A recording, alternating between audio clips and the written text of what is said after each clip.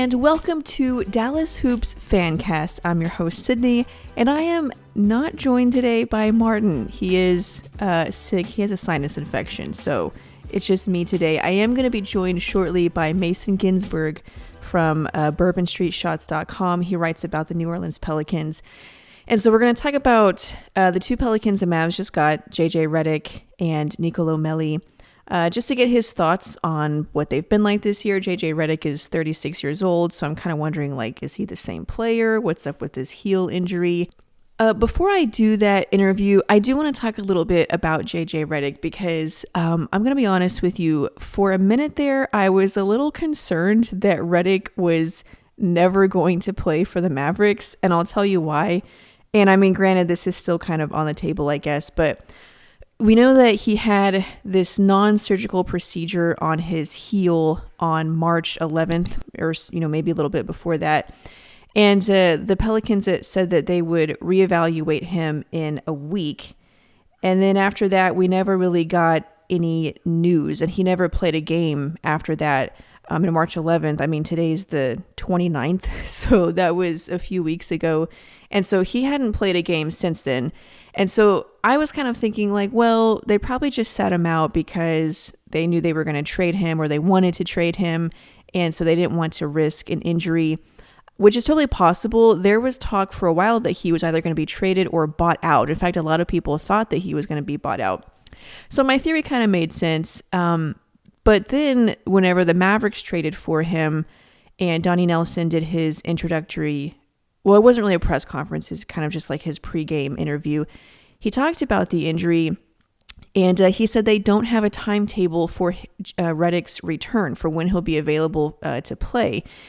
And he talked about how they want to be 100% certain that he's healthy, and we know how the Mavericks feel about player health, which is great. I get it, but I feel like they sometimes tend to err too much on the side of caution. I mean, if you've listened to recent episodes, you know how Martin and I feel about that. I obviously want to protect players' health, but sometimes I feel like they do things that are unnecessarily, like resting a 22-year-old player who has no injury history. So we know they're already super cautious, even when there isn't a problem, when there's literally nothing going on with the player. So since Redick has actually had this non-surgical procedure on his heel, it was to relieve inflammation and soreness in his heel. So it wasn't an extremely serious problem that he had. It was just kind of a minor issue. And so he got the non-surgical procedure.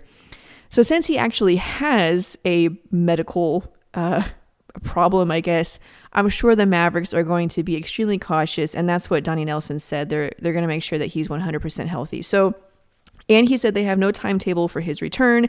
He said that he talked to JJ Redick, and Redick says he has no timetable, that he's still recovering. And then there was, everybody knew that JJ Redick would prefer to have been bought out. In fact, Donnie Nelson even acknowledged that Redick would prefer to be bought out, which I feel like he said that because maybe Redick told him, hey, by the way, I would rather have been bought out. I wish you hadn't traded for me, but I don't know. That's all speculation. But you know me, when I hear all these little tidbits here and there, I put it all together, and the end result is that the world is coming to an end. And so that's what I thought. I was like, crap, Redick, he doesn't want to play here. He's going to use this heel thing as an excuse, and we're never going to see him on the court. Well, just today, some good news. And again, it's a little tidbit, but hey, it's what I'm going on.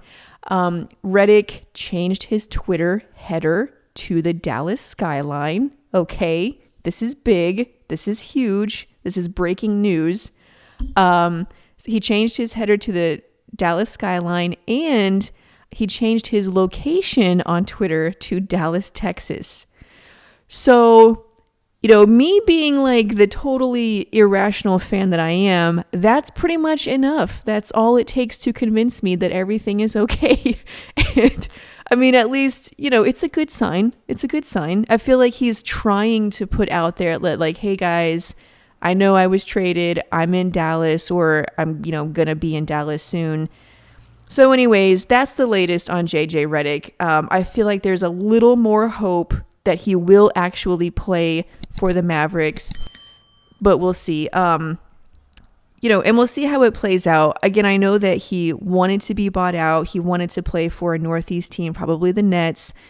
And that's kind of one reason why I'm not entirely convinced that he's going to be here next year, because he has an expiring deal. And if I'm going to be honest with you, I think that is 95% of why the Mavericks traded for him, because we know they love them some expiring deals. And so I think that's because he has that, he's a free agent. I don't think the Mavericks brought him here because they necessarily feel like they need him going forward. I think it's because of the contract. And so for him, he's got 3 months left, like 3 months to play for the Mavericks. He can leave this summer. He can go to the team that he actually wants to, which is the Nets. The Mavs get their expiring deal, which is what they want, so they can have cap space. To me, I think it's a win-win for both sides in the sense that he's not going to be here next summer. That's my prediction. I don't know. We'll see what happens with that. But hopefully he at least plays here this year for the remaining few months that we have. And if the Mavericks, whatever seed they are in the playoffs, hopefully he can contribute with that. But that's that leads to the question of what is JJ Redick like at this point in his career? He's 36 years old. He has declined this year. I think he's averaging less than double-digit points. We know what he's been in the past, but what is he like now, and what has caused this decline? And so I'm going to talk to Mason Ginsberg. Again, he writes about the New Orleans Pelicans, and we're going to talk about JJ Redick. We're going to talk about Nicolo Melli to see what we can expect from these two players. Before I start that conversation, I want to quickly remind you guys that this is the final week to enter our giveaway. We're giving away 3 Luka Doncic t-shirts from homage.com. You can enter to win at dallashoopscast.com/homage, HOMAGE. There's 3 t-shirts, so we're going to have 3 winners, so you have a higher chance of winning. And these t-shirts are pretty awesome too. You can see the pictures on that page. It's super easy to enter. You just enter your email address and that's it. You're good to go. So go to dallashoopscast.com/homage, HOMAGE, and enter to win. If you haven't entered, go enter right now. I'm joined now by Mason Ginsberg from bourbonstreetshots.com and the In the Know podcast. Mason, thanks for joining. Yeah, absolutely. Thanks for having me. Yeah, absolutely. Now, you've been watching JJ Redick as a member of the New Orleans Pelicans for about a season and a half now. Most fans know JJ Redick. They know him as a sharpshooter, but he's maybe a little different now that he's older. He's 36 years old. Have you noticed any difference in his game, or is he still that same sharpshooter that he's been for his whole career? Well, I mean, you've got to know, first of all, what JJ brings to you at this point in his career, which is he's going to be a liability on defense. He was never an excellent defender by any stretch, but now he's definitely far from a plus on that end. But what helps with JJ is the versatility, and so everyone thinks about him for just being able to make threes and score in the points column. And while he's not producing in the other stat categories, really, he has gravity, which means that defenders have to pay attention to him even when he's not shooting. He's really good at moving when he doesn't have the ball, and so I think that helps. The question is that enough to counterbalance his negative on the defensive end? I think in the regular season, in a lot of cases, he's good for real rotation minutes off the bench. I think even maybe early in the playoffs that could work. I think once you got deeper in the playoffs, I don't think really he's someone you can rely on or without getting burned defensively, which is probably the reason why his market wasn't quite what you may have expect for a shooter of his caliber. But I do feel like it makes it's definitely a helpful move for the Mavericks. Yeah, when I was thinking about JJ Redick, I know he's a sharpshooter, but it kind of made me think of Seth Curry, who is also a sharpshooter, but really a surprisingly good shot creator with the ball. Does JJ Redick also have any of those shot creation skills, or is he really just a pure catch and shoot guy? I think he's pretty much a catch and shoot kind of guy at this point in his career. I mean, so I guess that's not entirely fair.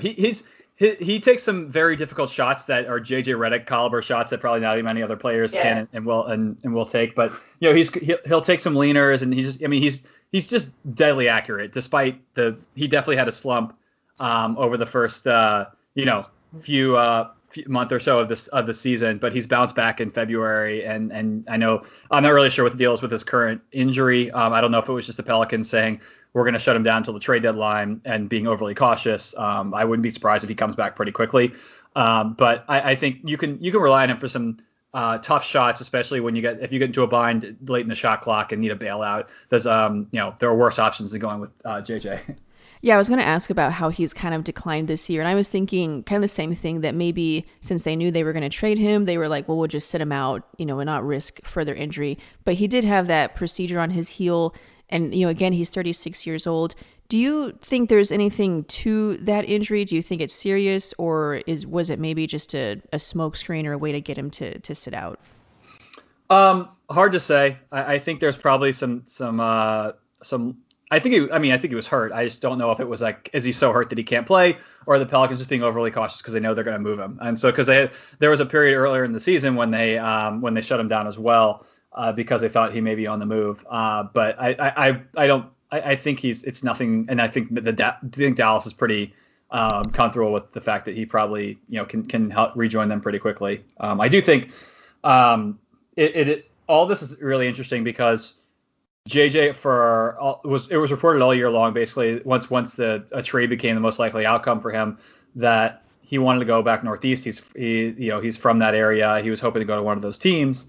And so it was the speculation all throughout up until the deadline was essentially, no team up in the Northeast is gonna want to give anything of value for him.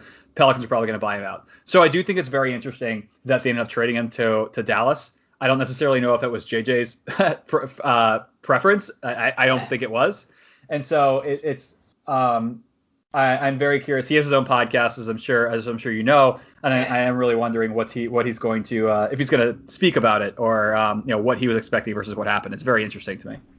Yeah, I remember hearing that too, how he preferred to play for a team in the Northeast. And honestly, this is the final year of his contract. So part of me thinks that one of the reasons why the Mavericks got him is because he's an expiring deal, and everyone knows they like to have cap space every summer. So it's possible that he won't even be with the Mavericks next year, either because he wants to go to the Nets maybe, or because, they don't intend on keeping him long term. They just wanted the expiring deal. But, either way, we'll have to see how that plays out. Regardless, it's the final, 3 months of the season. So it's not too long, and he's going to get a ton of open shots from Luka. So, it's kind of a win-win. Yeah. I mean, maybe so. I think he's a professional, so I don't think he's going to be just, he's not going to pout about it, and he's going to, he may have some things to say about it publicly, but as far as on court, he's a professional. He's going to fulfill his role, and I think he's going to be a nice add. Yeah, I was going to ask you what he's like off the court. I've heard kind of what you just said, that he's a professional, good teammate. Was that also your impression of him, that he's just a good, solid locker room presence? Yeah, I can only speak to what I've heard. But by all accounts, he's a great teammate. He was, I think, a guy that the Pelicans, in hindsight, they probably could have gotten more from him if they traded him before the season. But I think the team valued his him being a liaison of sorts with Stan Van Gundy, the new head coach, because he played for Stan a while back, and he's the only player on the team who's played for Stan before. And so I think, and he's spoken about how good of a coach Stan is. So I think that may have influenced the Pelicans to keep him on for the start of the year, just to help. Whether that went according to plan or not is anyone's guess. Obviously, the team hasn't done quite as well as maybe some would have hoped. But and then the eventual return for him in a trade was also not quite what folks would have hoped. But yeah, I think by all accounts, he's a great teammate. He said a lot of great things about Zion and his Pelicans teammates. And so, I think I expect him to bring the same type of qualities to Dallas. Yeah, he seems like the kind of guy that really wants to win. And I know that sounds crazy. They all want to win, but he's got that competitive spirit. I remember him saying he'd made the playoffs, I think, every season of his career since he'd come into the league. And so when he joined the Pelicans, he was telling them, don't screw this up for me because I have this record. And so he seems like the kind of player that wants to fight for that kind of takes pride in having that winning mentality. Yeah, he does. And to his credit, I mean, I mentioned the defensive issues, but it's not for lack of effort. It's just for lack of athleticism and just raw ability at this point. And so, like, I mean, one thing I will call out for JJ's defense is he's a very good charge taker at this point in his career. So he kind of knows where he can contribute, and so he's very self-aware. And so I think that's good. Has there been anything about his game that surprised you since he joined the Pelicans? I don't think so. I mean, seeing him shoot the ball is always a treat. So I mean, you hear how good of a shooter is. You see it in games. But I even remember the first the open practice the Pelicans had with him. I was able to check it out, and it's just the level of shot making is rare in this league. And, it's not a ton of guys that can do what he can do, regardless of shot difficulty. And so. I think also his ability to move without the ball is, again, none of these things are new. I mean, he is who he is at this point. He's been doing this stuff for years, but seeing is a little bit different than hearing. And so it's nice to see like his activity and that he really, he knows his limitations, and he tries to contribute however he can to minimize those negatives and to amplify his strengths. Yeah, I think a few years ago he shot like over 47% on threes. And so like you said, that level of shot making is pretty rare. Now, I know earlier we talked a little bit about how he had declined some this year. Do you think that was more about his age, or was it the fit in New Orleans? And maybe does he fit better with the Mavericks? Basically, what do you think is the best fit for Redick at this age, at this point in his career? Yeah, I mean, so I think it was part bad luck, part situation for the start of the year. I mean, everyone goes through shooting slumps at some point, and so he was getting fairly decent looks, but he was also taking some contested shots. So the Pelicans offense didn't really start clicking until they gave Zion the ball more and told him and had him become more of their facilitator alongside Brandon Ingram. And so you saw them really effectively in the month of February use those two together in pick and roll situations, and also just generally playing off of each other. So Zion has such gravity on his own. He gets attention from defenses no matter where he is on the floor. And so having those two in actions together, you've got to pick your poison. You're either going to let Zion go one-on-one into the paint, or you're going to give JJ an open three. And so those are tough decisions for defenses. And so it clearly paid off. And so that's really so. I see him maybe in a similar fashion used with Luka in that same vein. And so it should be some really dangerous activity for the Mavericks. I think the big question with Dallas is, can you cover for it on the other end? Yeah, speaking of Zion, the last few Pelicans games I watched, I didn't realize how much they used him as a point forward. Like, he brings the ball up, he makes plays with the ball, and he's so good at it too. He's so strong and fast for his size, which like none of that's new, but it's amazing to see that new role for him and how effective he is. He's a lot like LeBron. He can just drive to the rim and, everyone bounces off of him and he springs in for a dunk. He's pretty amazing to watch, I gotta admit. Yeah, it's been his development this year offensively, and the versatility of his game at such a young age has been really, really good.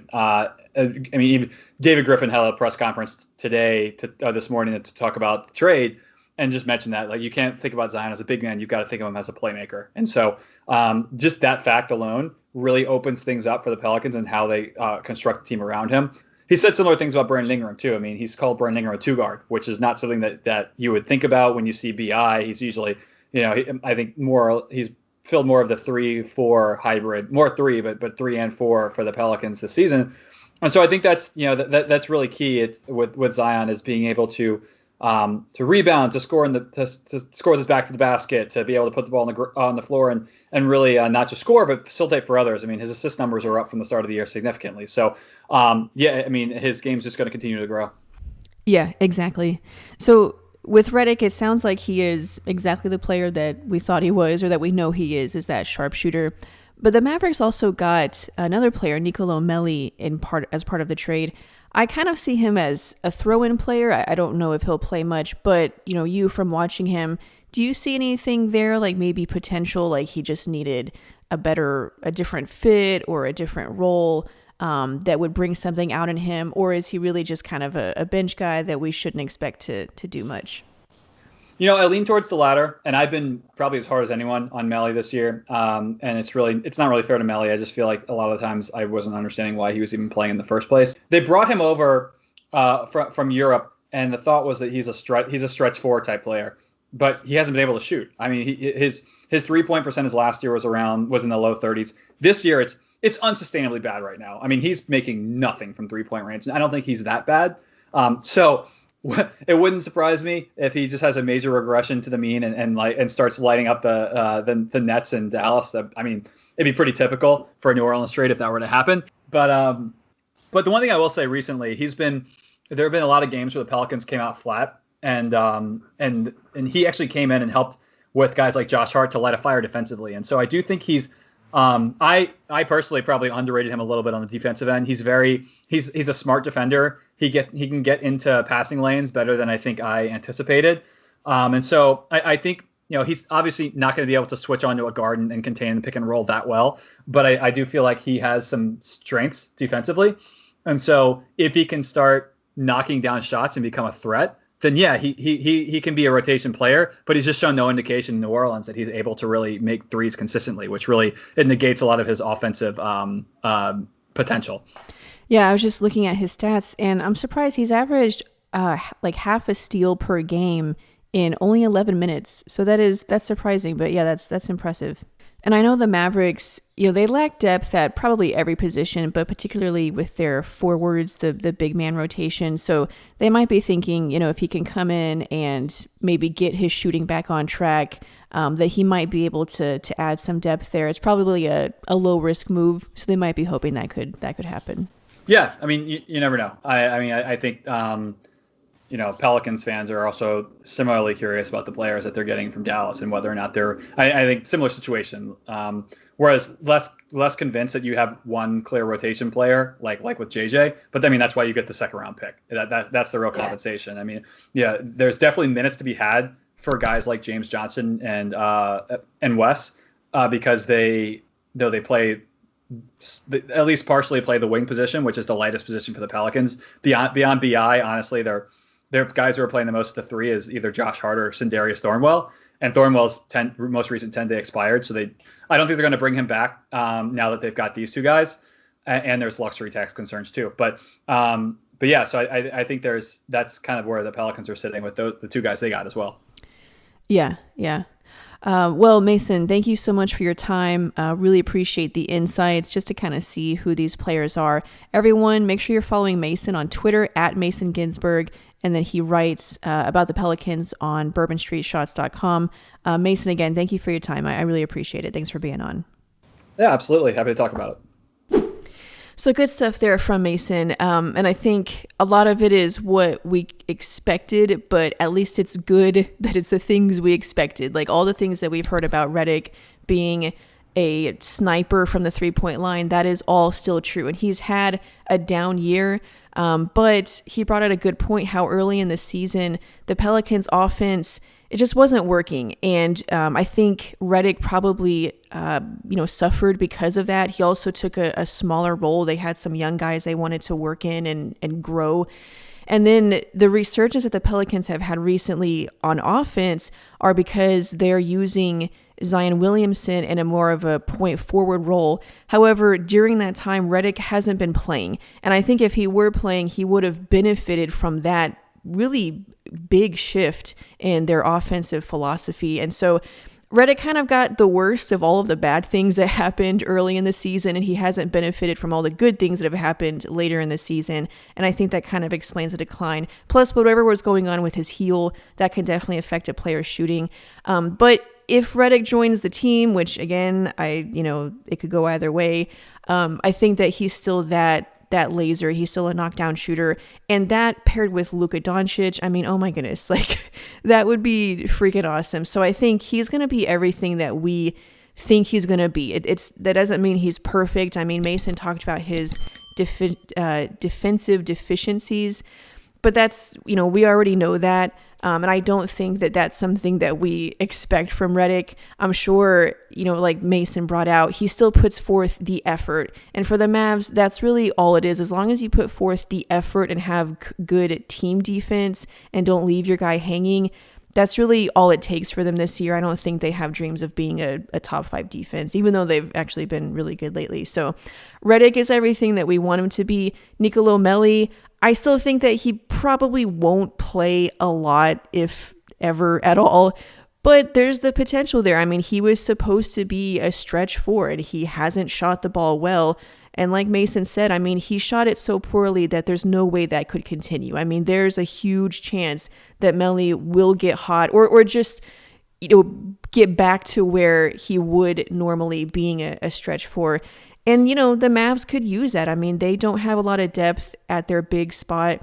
And I don't think Melli is exactly the kind of big that you would want for the Mavs right now as a backup big. He's not the Andre Drummond that a lot of fans have wanted, or even like LaMarcus Aldridge, who was available. He's definitely not that kind of big, but at least he's another big, and he's not a slow giant like Boban, who has a role at times, but really is, he's kind of a matchup guy. So there's a chance that Melli is something. There's a chance he never plays, but there's a little bit of potential there. And then Redick is the sniper that we know. So thank you guys so much for listening. Hopefully Martin feels better soon and you won't have to listen to just my voice for 30 minutes. But I really appreciate all of your support, all of the reviews that we're getting on Apple Podcasts. They're just so awesome. And I really appreciate it. We're still on the road to 30. We're on the road to 30 reviews. And I hope that we can get there. I know it's totally selfish of me to ask you guys to help us get to 30 reviews, but if you feel inclined to leave a review, I'd really appreciate it. We're trying to get to 30. So thank you guys for listening. The site's DallasHoopsCast.com. I'm on Twitter @_Sydney Myers. The site is @DallasHoopsCast. And I'll see you guys in the next episode. Bye.